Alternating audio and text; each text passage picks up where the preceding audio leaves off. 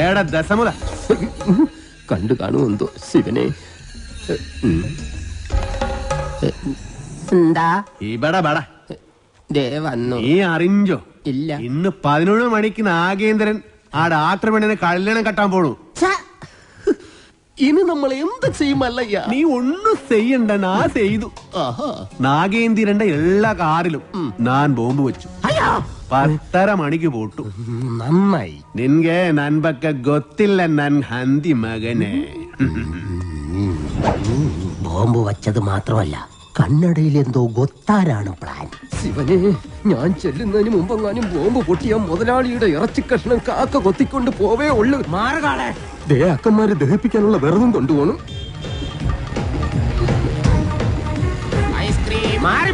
നിർത്തിക്കോ.